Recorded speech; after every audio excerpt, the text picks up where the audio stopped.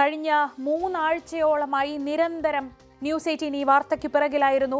ഇപ്പോൾ ഇതാ ധർമ്മസ്ഥല കൂട്ടക്കൊലയുമായി ബന്ധപ്പെട്ട വെളിപ്പെടുത്തലുകൾ അന്വേഷിക്കാൻ പ്രത്യേക അന്വേഷണ സംഘത്തെ നിയോഗിച്ചു എന്ന വാർത്ത പുറത്തുവരികയാണ്. ശുചീകരണ തൊഴിലാളി നടത്തിയ വെളിപ്പെടുത്തലുകൾക്കൊപ്പം കാണാതായവരെ കുറിച്ചുള്ള അന്വേഷണവും ഉണ്ടാവും. കർണാടക DGP പ്രണബ് മൊഹന്തിയുടെ നേതൃത്വത്തിൽ 4 അംഗ സംഘമായിരിക്കും ഈ പ്രത്യേക അന്വേഷണ സംഘത്തിൽ ഉണ്ടാവുക. മുൻ പോലീസ് ഉദ്യോഗസ്ഥൻ ശ്രീ ജോർജ് ജോസഫ് നമ്മളോടൊപ്പമുണ്ട്. ശ്രീ ജോർജ് ജോസഫ്, കഴിഞ്ഞ കുറേ ദിവസങ്ങളായി ഈ വാർത്തയ്ക്ക് പിറകിൽ തന്നെ സഞ്ചരിച്ചവർ എന്ന നിലയ്ക്ക്, ഒരുപക്ഷെ ഈ വാർത്തയ്ക്ക് പിന്നിൽ ആദ്യം ഒറ്റയ്ക്കുണ്ടായിരുന്നവർ എന്ന നിലയ്ക്ക് ഞങ്ങൾക്ക് വലിയ സന്തോഷവും ചാരിതാർത്ഥ്യവുമുണ്ട്. ഈ കേസിൽ ഇങ്ങനെ ഒരു ഇടപെടൽ ഇപ്പോഴെങ്കിലും നടക്കുന്നു എന്ന കാര്യത്തിൽ. ഇപ്പോൾ DGPയുടെ നേതൃത്വത്തിൽ 4 അംഗ സംഘം, ഉയർന്ന ഉദ്യോഗസ്ഥരടങ്ങുന്ന 4 അംഗ സംഘത്തെയാണ് നിയോഗിച്ചിട്ടുള്ളത്. പക്ഷേ ഈ കേസിന്റെ ചരിത്രം അങ്ങേക്കും വളരെ വ്യക്തമായി വ്യക്തിപരമായി അറിയാവുന്നതാണ്. അത് വെച്ച് നോക്കുമ്പോൾ ഇങ്ങനെ ഒരു സംഘം മതിയാവുമോ, അതോ അതിനു അപ്പുറത്തേക്ക് കോടതിയുടെ മേൽനോട്ടത്തിൽ ഒരു സംഘം, അങ്ങനെ ഒരു ആവശ്യം ഉണ്ടാവുന്നുണ്ടോ? എന്തായാലും അങ്ങനെ ഒരു അന്വേഷണ സംഘത്തെ രൂപീകരിച്ച് വളരെ നല്ല കാര്യമായി. എത്രയോ വർഷം കൊണ്ട് ഓരോരുത്തരും പാടുപെടുന്നു. നമ്മുടെ മക്കളെ മണ്ണിനടി കുഴിച്ചിട്ടിട്ട് വർഷങ്ങളായിട്ടുള്ളവർ 10, 25, 30 വർഷമായിട്ടുള്ളവർ അവിടെ ഇപ്പോഴും കൊണ്ട് അലഞ്ഞു തിരിയുന്ന പോലെയാണ്. ഏതായാലും അതിനൊരു പര്യവസാനം വന്നിരിക്കുന്നു. ഇത്രയും നാളത്തെ പ്രയത്നത്തെ ഫലമായിട്ട് ഇപ്പോൾ ഒരു അന്വേഷണ സംഘം രൂപീകരിച്ച് വളരെ നല്ല കാര്യം. ഒരു DGPയുടെ കീഴിലായതുകൊണ്ട് അതിനകത്ത് ആവശ്യമുള്ള സ്വന്തം അദ്ദേഹത്തിന് എടുക്കാൻ സാധിക്കുമെന്ന് എനിക്ക് തോന്നുന്നു. നമ്മുടെ ഇവിടുത്തെ പോലെ തന്നെയായിരിക്കും അവിടുത്തെ പോലീസിന്റെ സ്ഥിതി. എങ്കിലും ഇതിനകത്ത് ഒരു പ്രത്യേക അന്വേഷണ സംഘം അവരുടെ സിസ്റ്റമാറ്റിക് ആയിട്ടുള്ള അന്വേഷണം മുന്നോട്ട് പോയെങ്കിൽ ഇത് എവിടെയെങ്കിലും ചെന്ന് എത്തുള്ളെന്ന് എനിക്ക് തോന്നുന്നു. കാരണം അവിടെ ഇപ്പൊ 79 മരിച്ച ഒരാൾ വരുന്നുണ്ട്, കാര്യം 86 മലയാളി പെൺകുട്ടി വരുന്നുണ്ട്. അങ്ങനെ സ്പെസിഫിക് ആയിട്ടുള്ള കേസുകൾ മാത്രം എടുത്തിട്ട് ആ കേസിലെ ആളെ എവിടെയാണ് കുഴിച്ചിട്ടിരിക്കുന്നതെന്ന്, ഏത് ഭാഗത്താണെന്ന് കൃത്യമായിട്ട് നമ്മൾ ലൊക്കേറ്റ് ചെയ്യണം. ഇല്ലെങ്കിൽ ഒരു പ്രശ്നം വരാൻ പോകുന്നത് 100 പേരെ കുഴിച്ചെടുത്ത സ്ഥലങ്ങളില് 485 പേരെ മൊത്തം അവിടെ കുഴിച്ചിട്ടുണ്ടെന്നാണ് അയാൾ തന്നെ പറയുന്നത്. ആ ഡിസ്ക്ലോസ് ചെയ്ത വ്യക്തി 485 പറയുന്നുണ്ട്. അപ്പൊ ഒരു സ്ഥലത്ത് നിന്ന് 100 പേരെയോളം കുഴിച്ചിട്ട പുള്ളിക്ക് അറിയാം. അപ്പൊ ഇതിന്റെ ഏതാണ് ഡെഡ് ബോഡി ഐഡന്റിഫൈ ചെയ്യണം. അത് വലിയൊരു പ്രശ്നമാണ് ഇതിനകത്ത്. കാരണം കേസെടുത്ത് ആള് വന്നാലൊന്നും അർത്ഥമില്ല. അവിടെ ഒരാളുടെ പരാതി, സ്പെസിഫിക് ആയിട്ടുള്ള പരാതികൾ മാത്രം ആദ്യം നോക്കുക. അതിനകത്ത് ഇപ്പം കേരളത്തിലെ ഒരു മലയാളി പെൺകുട്ടിയെ റേപ്പ് ചെയ്ത് കൊന്നു കുഴിച്ചിട്ടിട്ടുണ്ട്. അതിന്റെ പിതാവ് അവിടെ ഉണ്ട്. അപ്പൊ ആ കേസിനകത്ത് അത് പ്രത്യേക FIR ഇന്നുവരെ എടുത്തിട്ടുണ്ടോ നമുക്ക് അറിയത്തില്ല. അതില്ലെങ്കിലും പ്രത്യേക FIR, ഞാൻ ഓരോ കേസും പ്രത്യേകമായിട്ട് പറയുന്നില്ല, ടിപ്പിക്കായിട്ട് ഒരെണ്ണം പറയുകയാണ്. FIR ഇല്ലെങ്കിൽ FIR എടുക്കണം. ഇപ്പൊ എടുക്കണം അവരുടെ മൊഴി വാർത്തിട്ട്. അതുപോലെ പല ആൾക്കാരും കാണാതെ പോയി അലഞ്ഞു തിരിയുന്നുണ്ട് അവര്. അപ്പൊ അവരെ സ്പെസിഫിക് ആയിട്ട് ആൾക്കാർ, മരിച്ചവരുടെ ബന്ധുക്കളുണ്ടെങ്കിൽ അവര് പോലീസ് സ്റ്റേഷനിൽ പോയിട്ട്, ധർമ്മസ്ഥല പോലീസ് സ്റ്റേഷനിൽ പോയിട്ട് പുതിയ FIR എടുപ്പിക്കണം. അങ്ങനെ എടുപ്പിച്ചു കഴിഞ്ഞാല് അത് ഈ ശുചീകരണ തൊഴിലാളികളോട് എവിടെയാണ് അത് കുഴിച്ചിട്ടിരിക്കുന്നതെന്ന് അദ്ദേഹത്തിന് ഐഡിയ ഉണ്ടെങ്കിൽ ആ സ്ഥലത്ത് പോയി കൃത്യമായിട്ട് അത് മാന്തി നോക്കണം. മാന്തി നോക്കിയിട്ട് ചിലപ്പം കുറച്ച് കൂടുതൽ എല്ലും പല ആൾക്കാരുടെയും കിട്ടിയെന്ന് വരാം. അപ്പൊ അത് DNA പ്രശ്നം വരികയാണ്. അപ്പൊ ആ എല്ലാ കണ്ടെത്തിയ എല്ലുകളുടെയും DNA എടുക്കേണ്ടി വരും. എടുത്തിട്ട് അതിൽ ഏതാണ് നമ്മുടെ മരിച്ച കുട്ടിയുടെ യോജിക്കുന്നത് എന്നറിഞ്ഞെങ്കിൽ മാത്രമേ അതിനൊരു മുന്നോട്ട് പോകാനൊക്കെ ഉള്ളൂ. അങ്ങനെ യോജിക്കുന്നില്ലെങ്കിൽ കോർപ്പോസിബിലിറ്റി അഥവാ ഡെഡ് ബോഡി കിട്ടിയില്ല എന്നാണ് വരുന്നത്. കേസെടുക്കാനും അന്വേഷിക്കാനും ഒക്കെ എളുപ്പമുണ്ടെങ്കിലും നമുക്ക് കോർപ്പോസിബിലിറ്റി, അതുപോലെ ഡെഡ് ബോഡി എന്നാണ് പറയുന്നത്. ഡെഡ് ബോഡി വേണം.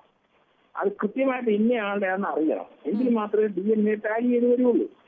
പിന്നെ അതിനകത്ത് ആരാണ് തട്ടിക്കൊണ്ട് പോയെന്നുള്ളത് ഇത്രയും വർഷം മുമ്പുള്ളതാണ്. അപ്പൊ അതിന് സഹായകരമായ എവിഡൻസുകൾ, സാക്ഷികൾ ആരെങ്കിലും ഒക്കെ ഉണ്ടെങ്കിൽ അത് പോലീസിനടുത്ത് പറഞ്ഞു കൊടുക്കുക. അപ്പം പോലീസ് അവരെ ബന്ധപ്പെടും. ചിലപ്പോൾ അവർ മരിച്ചു പോയിട്ടുണ്ടാവാം. പിന്നെ ഇതിന്റെ പ്രതികൾ ഇപ്പം അന്നത്തെ 86 കേസ് ടിപ്പിക്കലായിട്ട് എടുത്തു കഴിഞ്ഞാൽ ഏകദേശം 39 വർഷമായി. അന്ന് 10, 28, 30 വയസ്സുള്ളവരൊക്കെ ഇപ്പോൾ 79 വയസ്സൊക്കെ ആണ്. പക്ഷെ ആ കേസിലൊരു ഗുണം, ഇപ്പോൾ നമ്മളോടൊക്കെ എല്ലാ ദിവസവും എന്ന പോലെ സംസാരിക്കുന്ന ജയന്തി പത്മലതയുടെ സഹോദരനാണ്. ഈ പത്മലതയാണ് അന്ന് ഈ കൊല്ലപ്പെട്ട മലയാളി എന്ന് നമ്മൾ പറയുന്നത് പത്മലതയാണ്. അപ്പോൾ ജയന്തൊക്കെ ഈ കേസിന്റെ പിറകിൽ തന്നെയുണ്ട്. പിന്നെ രണ്ടാമത്തെ കേസ് ഈ അനന്യ ഭട്ട്, അവരുടെ അമ്മയാണ് CBIയിൽ ജോലി ചെയ്തുകൊണ്ടിരുന്ന. ഈ അന്വേഷിക്കാൻ ചെന്നപ്പോൾ ആക്രമണം നേരിട്ട് 3 മാസത്തോളം കോമയിലായിരുന്നു. അവർ ഇപ്പോൾ രംഗത്തെത്തിയിട്ടുണ്ട്. അവർ വീണ്ടും പോലീസിനെ സമീപിച്ചിട്ടുണ്ട്. അപ്പോൾ ഈ തരത്തിലുണ്ടായൊരു ഈ കേസുമായി ബന്ധപ്പെട്ട് ഇപ്പോൾ ഉണ്ടായ ഒരു ഉണർവുണ്ട്, ആളുകളിൽ ഉണ്ടായ ഒരു ആത്മവിശ്വാസമുണ്ട്. അതും ഈ പ്രത്യേക അന്വേഷണ സംഘവും അങ്ങനെ ഒരു കാര്യം വന്നാൽ ഒരു പക്ഷേ എന്തെങ്കിലുമൊക്കെ പുറത്തെത്തും. അല്ലേ, നമുക്ക് ഇതെന്നറിയോ, യഥാർത്ഥ ഇതിനകത്ത് വലിയ ഇൻവെസ്റ്റിഗേഷനകത്ത് വലിയ പ്രശ്നങ്ങളുണ്ട്. അതുകൊണ്ടാണ് ഞാൻ അത് പറയുന്നത്. കാരണം ഇപ്പം 2 കേസ് ടിപ്പിക്കൽ. അതുകൊണ്ടാണ് മലയാളി പെൺകുട്ടിയുടെയും അതുപോലെ തന്നെ CBIയിലെ അനന്യ, ഈ 2 കേസ് ടിപ്പിക്കലായിട്ട് എടുത്താൽ തന്നെ അതിനകത്ത് പ്രതികൾ ആരാണെന്ന് നമുക്ക് കണ്ടെത്തണം. എവിടെ കുഴിച്ചിട്ടു എന്നറിയണം. കുഴിച്ചിട്ട സ്ഥലത്ത് വേറെ പല സ്കെലിറ്റിന്റെയും കൂടെ ആയിരിക്കും ചിലപ്പോൾ കുഴിച്ചിട്ടിരിക്കുക. അത് ആ കുഴിച്ചിട്ട് ഈ 2 ടിപ്പിക്കൽ കേസ് മാത്രം എല്ലാം കൂടെ പോയി നമ്മൾ കുറെ പേര് മാന്തിയെടുത്ത് കള്ളും അതുപോലെ സ്കെലിറ്റും കിട്ടിയോണ്ട് ഒരു പ്രയോജനമില്ല, എങ്ങും എത്തൂല കാര്യം. അപ്പൊ ടിപ്പിക്കലായിട്ട് സ്പെസിഫിക് ആയിട്ട് ഇപ്പൊ ആൾക്കാർ വാദിഭാഗം ഉള്ള ആൾക്കാരുടെ മാത്രം കേസുകൾ, പുതിയ കേസ് എടുക്കണമെങ്കിൽ പുതിയ കേസ് എടുക്കുക, പഴയ കേസാണെങ്കിൽ അത് മാത്രം അന്വേഷിക്കുക. ഇപ്പം സ്വീകരണ തൊഴിലാളിയെ ചോദ്യം ചെയ്ത് അയാളെ കണ്ടിട്ട് ഈ കുട്ടിയുടെ ഡെഡ് ബോഡി എവിടാണെന്ന് അറിയാമോ എന്ന് കഴിഞ്ഞാൽ അങ്ങനെ പറയുന്ന സ്ഥലത്ത് പോയി അത് കുടിച്ചെടുത്ത് അത് കുഴിച്ചെടുത്ത് കിട്ടുന്ന സ്കെൽറ്റിന് അതൊരു ഇൻക്വസ്റ്റ് തയ്യാറാക്കി അത് ഫോറൻസിക്കലായിട്ട് വളരെയധികം ബുദ്ധിമുട്ടുള്ള ഒരു സംഗതിയാണ്. ഒരു കേസിന് എന്തുമാത്രം വോളിയം ഓഫ് എഫേർട്ട് വേണമെന്ന് അറിയാമോ? അപ്പൊ ഇത്രയൊന്നും നമുക്ക് ഒന്നും ചെയ്യാൻ പറ്റില്ല. സ്പെസിഫിക് ആയിട്ട് മാത്രം കോൺസെൻട്രേറ്റ് ചെയ്യുക, വേറെ ഒന്നിനും പോകരുത് എന്നും എത്തൂല. അങ്ങനെ പോകുന്നിടത്ത് നമുക്ക് ചിലപ്പം ഈ കോർപ്പസിബിലിറ്റി ഏതാണെന്ന് തിരിച്ചറിയാൻ ആഴ്ചയ്ക്കും ഞാൻ കരുതുന്നത്. കാരണം 100 കൂടെ കണ്ടിട്ടാൽ നമുക്ക് ചിലപ്പോൾ കണ്ടെത്താൻ കഴിയുന്ന കാര്യമില്ല. ഇങ്ങനെയൊക്കെ ഒത്തിരി പ്രശ്നങ്ങൾ ഇതിനകത്തുണ്ട്. അതുകൊണ്ട് നമുക്ക് പ്രതീക്ഷയൊന്നും എനിക്ക് വലുതായിട്ടില്ല. എങ്കിലും പുതിയൊരു അന്വേഷണ സംഘം വന്നുകൊണ്ട് അവർക്ക് ഇൻട്രസ്റ്റ് ഉണ്ടെങ്കിൽ മരിച്ച ആൾക്കാർ കൂടെ നിന്നാല് അന്ന് അവർക്കൊരു സംശയം ഉണ്ടാവും, മക്കളെ കൊന്ന ഇത്ര നാളുകൊണ്ട് അവർക്കൊരു ഐഡിയ ഉണ്ടാവും മക്കളെ കൊന്നത് ഇന്ന ആൾക്കാരുള്ളതാണ്. അപ്പൊ അത് പോലീസിന് കൈമാറുക, അവരെ കസ്റ്റഡി എടുക്കുക, അവർക്ക് ഇന്നത് ഇൻവോൾവ്മെന്റ് ഉണ്ടെങ്കിൽ പോലീസ് നോക്കട്ടെ, അതിനെപ്പറ്റി എന്തെങ്കിലുമൊക്കെ വിവരം നൽകാൻ പറ്റിയേക്കും. ആ കുട്ടിയെ എങ്ങനെയാണ് ട്രാപ്പിലാക്കി അവർ എവിടെ കൊണ്ടാണ് അതിനെ റേപ്പ് ചെയ്ത് കൊന്നത്, ആ സ്ഥലത്തിന്റെ മാത്രം ശ്രദ്ധിക്കണം. വലിയ വലിയ ജോലികൾ ഒത്തിരി ഉണ്ട്, ഓരോ കേസിനും സ്പെസിഫിക് ആയിട്ട് തരാം. അപ്പം ടിപ്പിക്കിനായിട്ട് 4-5 കേസുകൾ മാത്രം നോക്കുക വേണ്ട അന്വേഷണ ടീം. അതിനകത്ത് പ്രോഗ്രസ് വന്നു കഴിഞ്ഞാൽ ഒന്നിന് പുറകെ ഒന്നായിട്ട് നമുക്ക് പല കേസുകളും മുന്നോട്ട് കൊണ്ടുപോകാൻ പറ്റും. ഒരെണ്ണമെങ്കിലും ടിപ്പിക്കായിട്ട് ഇത്. കാരണം കോടതിയിൽ ആരെങ്കിലും പിടിച്ച് വന്നു പിന്നെ കേസ് വിട്ടുപോകും, ഒരു പ്രയോജനം ഉണ്ടാവില്ല ഈ എഫർട്ടിന്.